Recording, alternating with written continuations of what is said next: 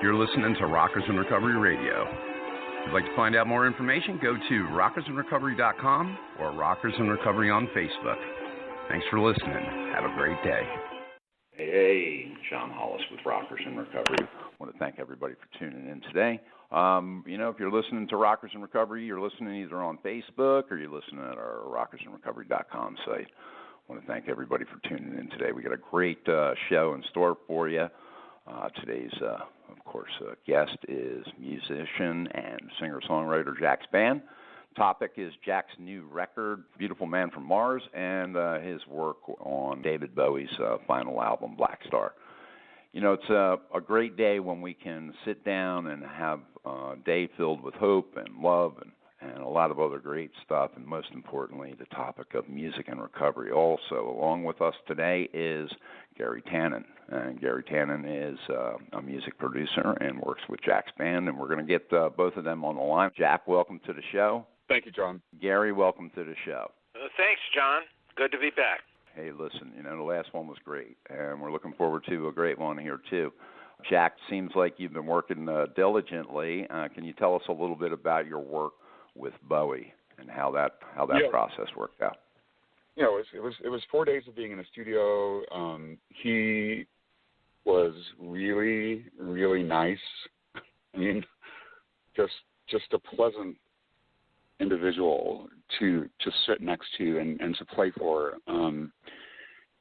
Being a songwriter, and I'm a multi-instrumentalist myself, and a lot of times I will have ideas that sound crazy to people, and I'll either write them or I'll hum them or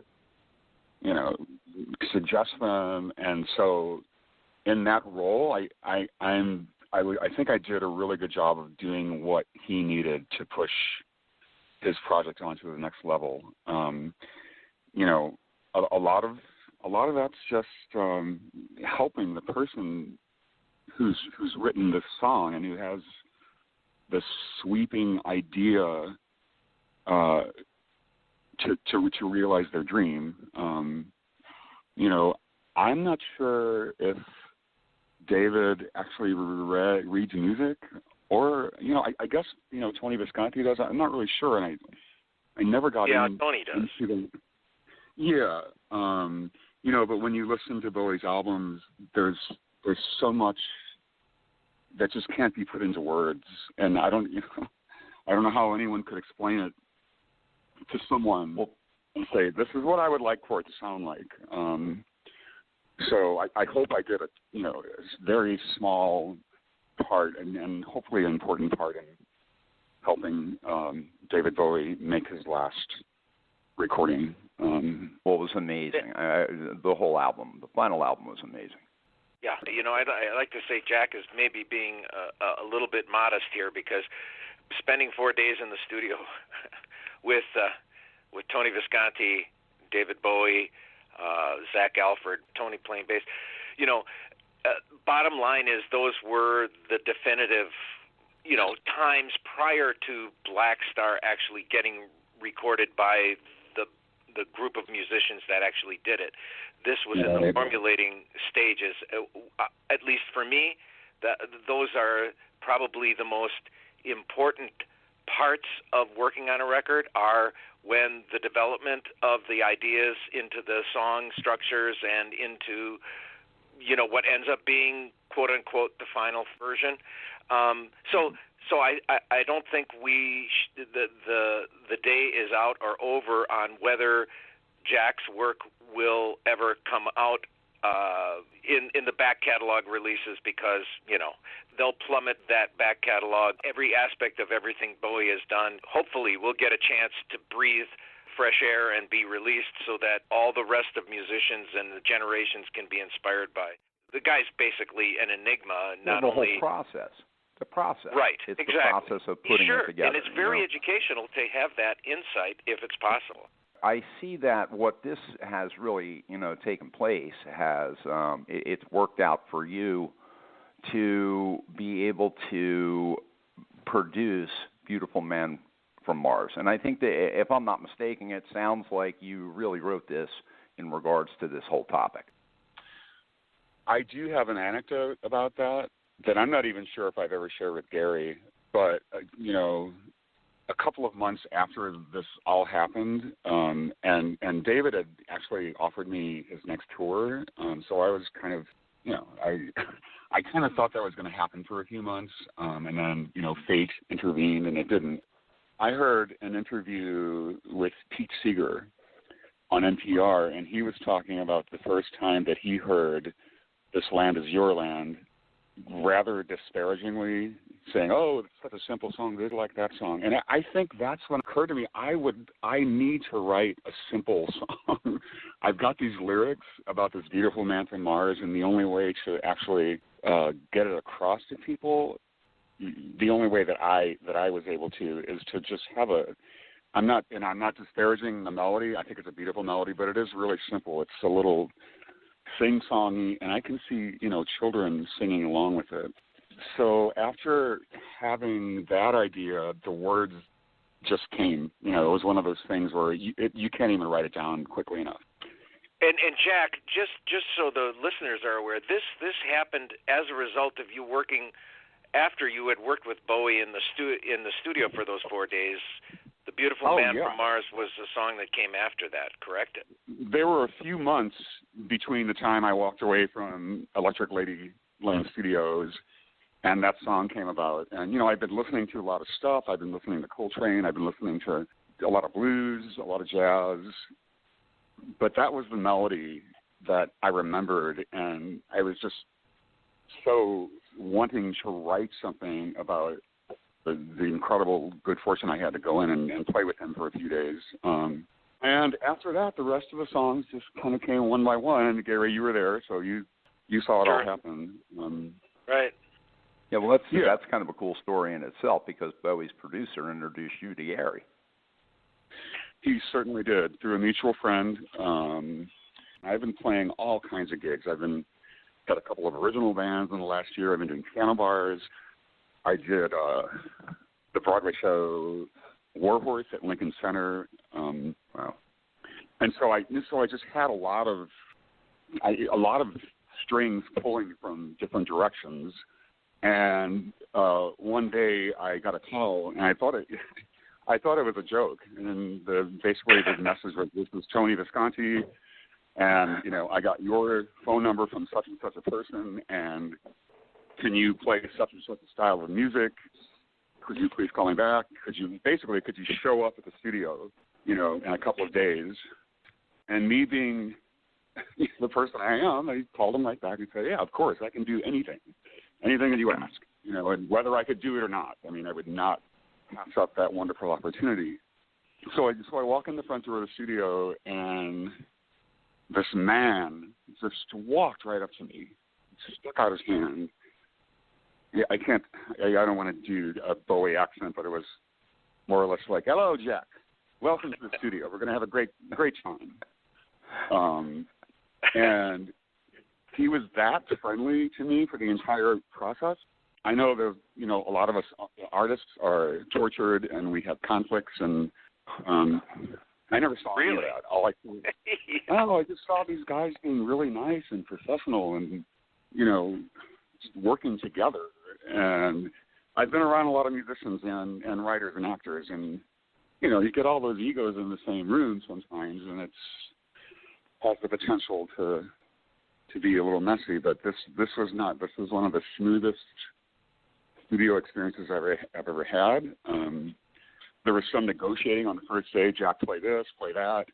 I'd like to hear this sound. And then after we, you know, I was surprised that I got called back for the second day and for the third day, but, you know, I did. So, yeah, it was a good experience. Like Bowie he was my icon. You know, I remember being in high school and walking down the street and hearing, you know, Space Oddity on the radio and thinking my life has now changed because I've heard something that I had no conception could ever exist, or that I could ever originate myself without the guidance of one of the masters. Well, the cool part about this, Jack, and I think that, you know, the overall message here. So you guys still there? That Yeah, you found your niche, right? In the fact that you loved Bowie's music. Years later, here you are in the studio with him, working with him. Afterwards, you have the fortitude and understanding that, you know, this experience is now coming out in paper, and Beautiful Man from Mars is born. And then, of course, you get together with Gary and you put together the CD and the album and produce the album. How long did it take to produce the album for Beautiful Man from Mars?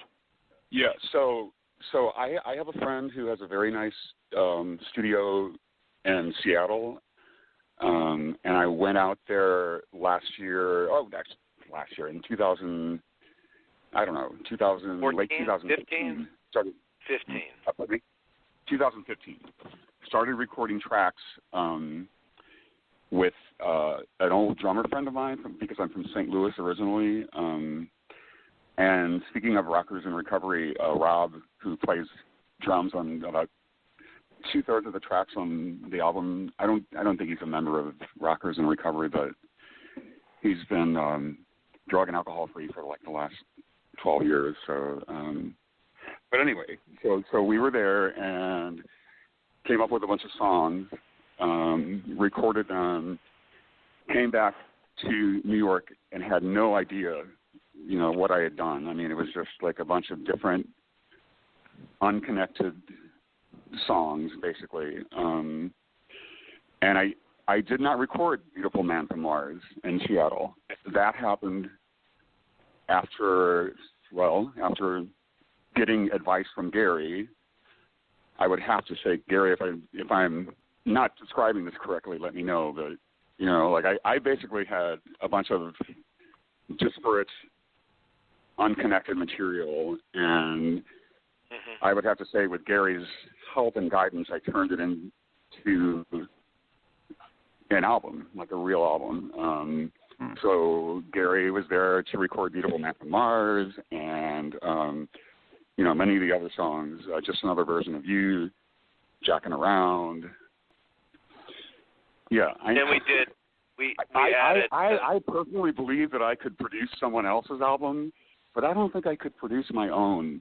Not at least not without some help.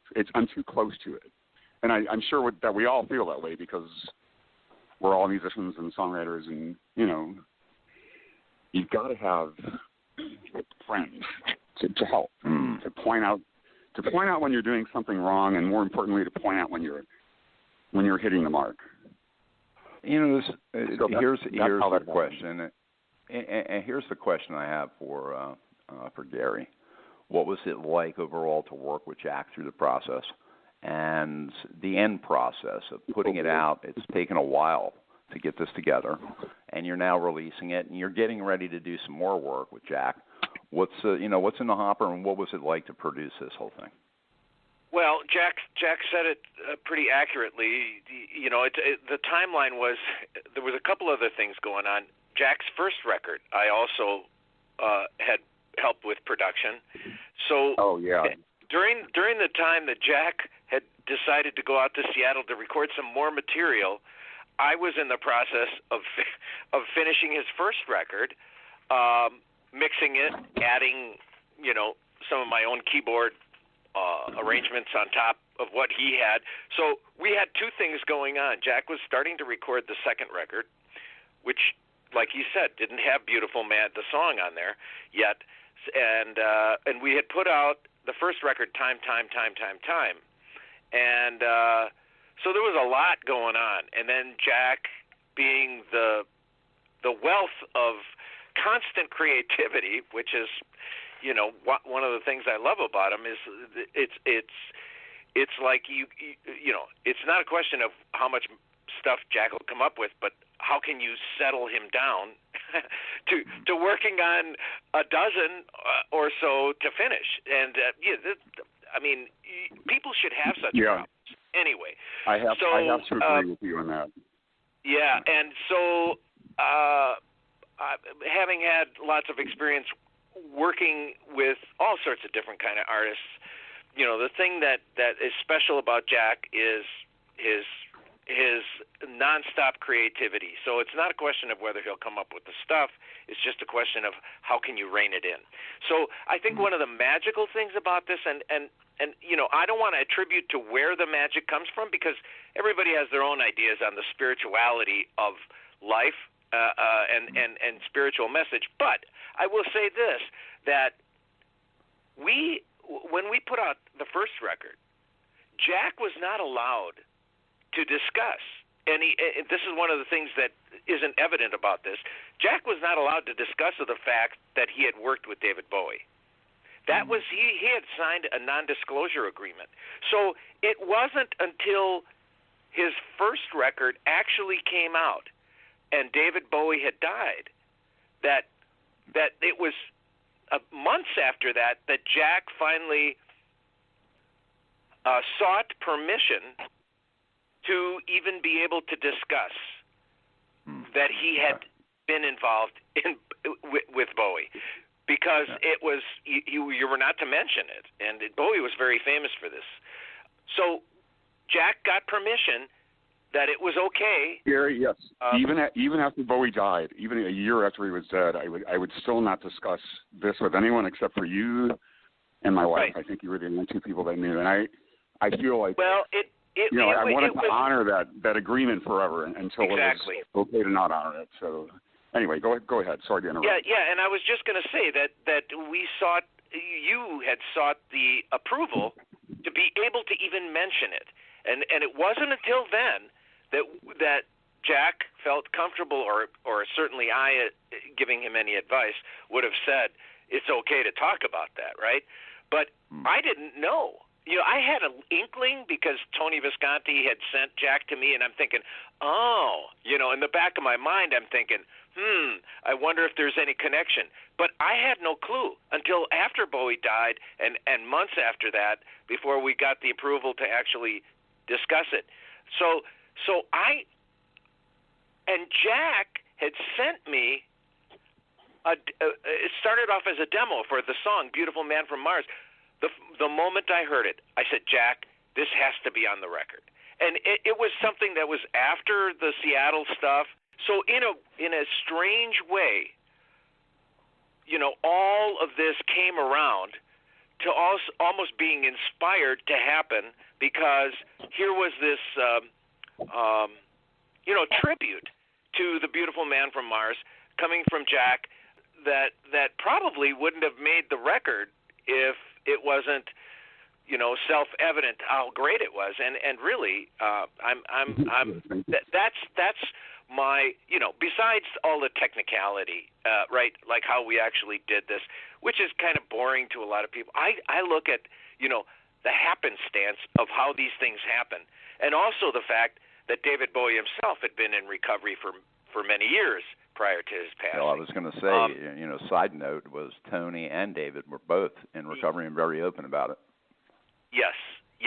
And so, you know, if you look at the universe conspiring to do things, here we are on Rockers in Recovery Radio actually talking about, three of us. And you're pretty open about yours, too.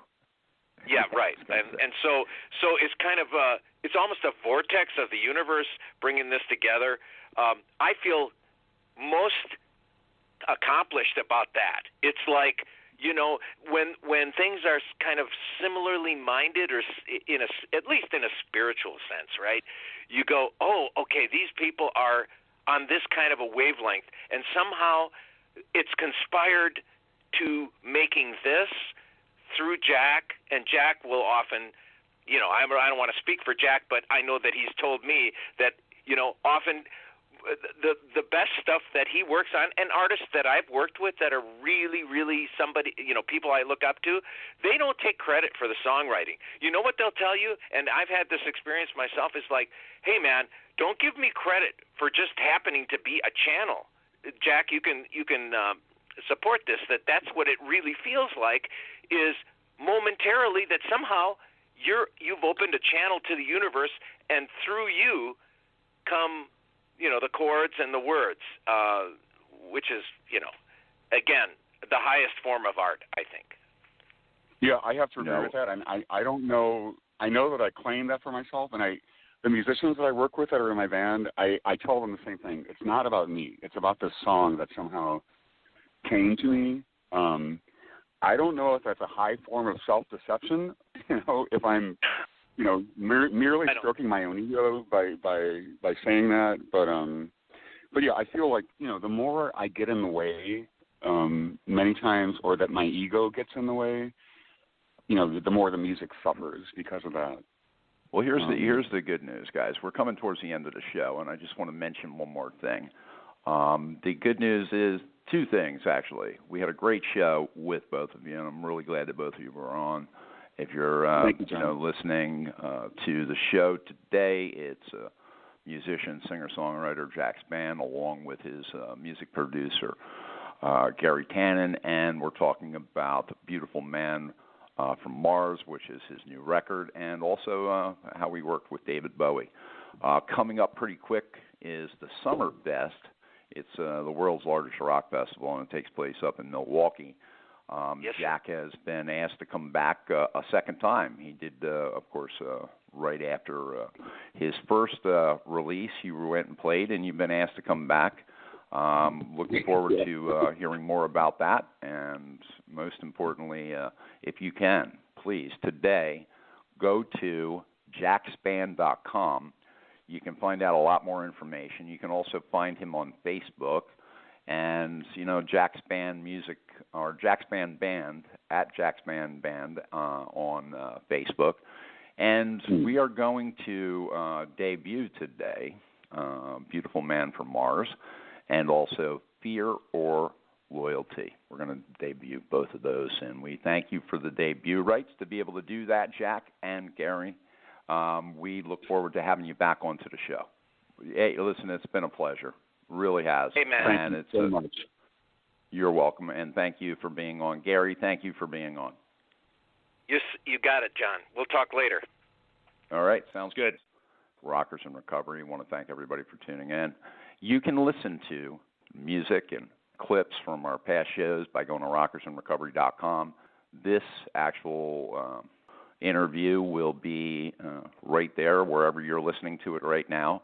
It turns into the archive, so you can share it with whoever you want. And again, we thank you for tuning in and being a part of Rockers in Recovery. And we look forward to having Gary and, of course, Jack back on the air with us in the future. If you don't know, we are having a festival. It's the Rockers in Recovery Love of Recovery Music Festival. It's going to be held on September the 9th, and we're holding that up in Wilkes-Barre, Pennsylvania. We look forward to having you guys come on out, and it starts at noontime and goes until 5 p.m. We are very grateful to, of course, our sponsors for making that possible. And you can go to rockersinrecovery.com, click on events, and you'll find out all kinds of information about other events that are happening, too. We got 4 or 5 of them happening, but the big one's going to be up in Wilkes-Barre. We're looking forward to doing that. You can also, if you want to find out information, you can go to Rockers in Recovery on Facebook and click on, of course, the events page. And again, the sponsors for up there in Wilkes-Barre, we want to thank them. It's Clearbrook Treatment Centers, Atlantic Biotech, The Shores, Treatment and Recovery, Amethyst Recovery Center, Little Creek Lodge, Hope and Grace Recovery Center, and Sobriety Unplugged. They are the guys that are sponsoring that event in September. So we thank those guys for sponsoring. And today's sponsor for this show is Rehab Nexus.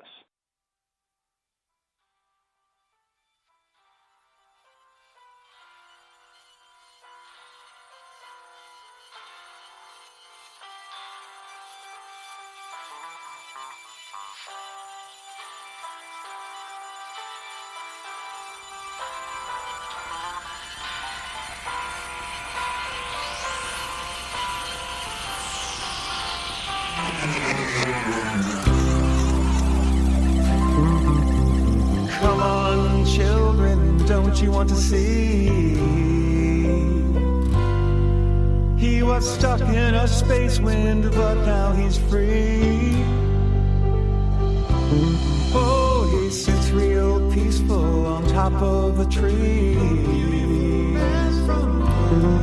Then he comes rushing by at 1,000,000 degrees. And he's cheerful, and he's here, and he's green, but he's beautiful. When he says if you're strong, no one could ever tell you you're wrong. So come on, catch him before it's all gone. A beautiful man from afar. Well, they're selling statues to stick on your lawn. A beautiful man from afar. He knows 2,000 languages, talks with everyone. A beautiful man from afar. He can speak to all animals in their own tongue. A beautiful man from afar. And he's strong, but he's there with his tattoos and his long copper hair. If you knew him, it would show he's beautiful. Oh, but don't take my word, ask the people who know.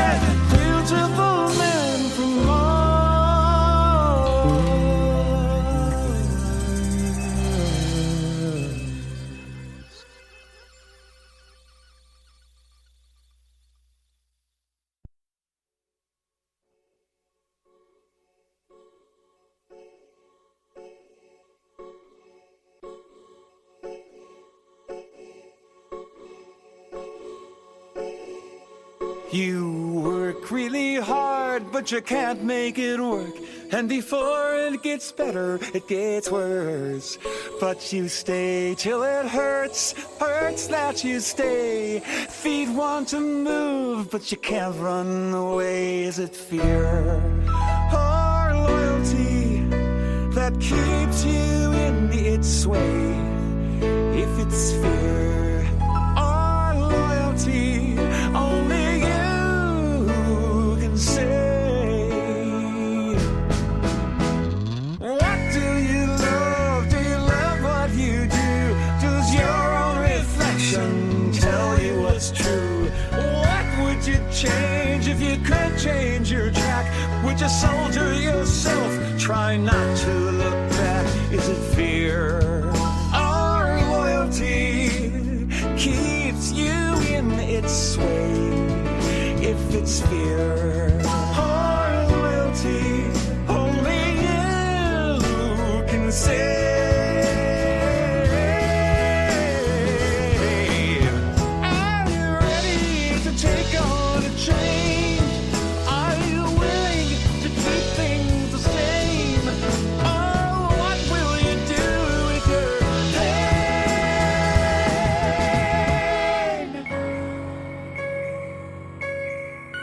Now you fail to see the point of being so afraid to fail, and you feel like the dog who cannot catch his tail. You have what it takes, it might take all you've got to get out of this place. Go on, give it a shot.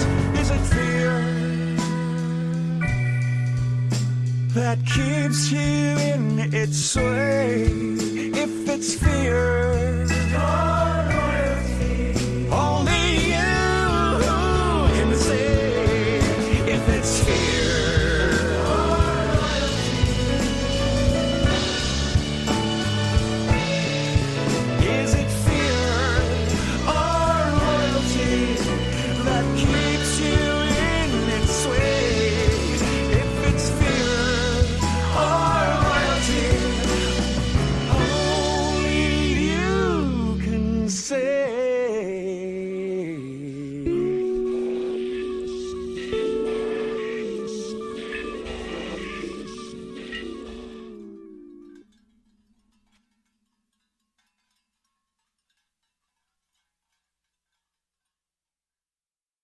Why don't more infant formula companies use organic, grass-fed whole milk instead of skim? Why don't more infant formula companies use the latest breast milk science?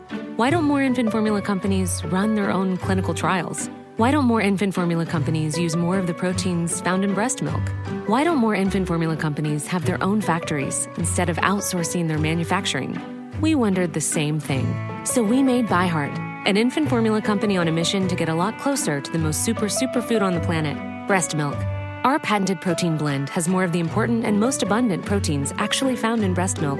We're the first and only U.S.-made formula to use organic, grass-fed whole milk, not skim. We even conducted the largest clinical trial by a new infant formula company in a quarter century, with clinically proven benefits like easier digestion, less spit up, and softer poops versus a leading infant formula. And we make our own formula in the USA and our very own factories in Iowa, Oregon, and Pennsylvania. ByHeart, a better formula for formula. Learn more at byheart.com. Judy was boring. Hello. Then Judy discovered ChumbaCasino.com. It's my little escape. Now Judy's the life of the party. Oh, baby, mama's bringing home the bacon. Whoa, take it easy, Judy. The Chumba life is for everybody. So go to ChumbaCasino.com and play over 100 casino-style games. Join today and play for free for your chance to redeem some serious prizes. ChumbaCasino.com. No purchase necessary. Void where prohibited by law. 18+ terms and conditions apply. See website for details.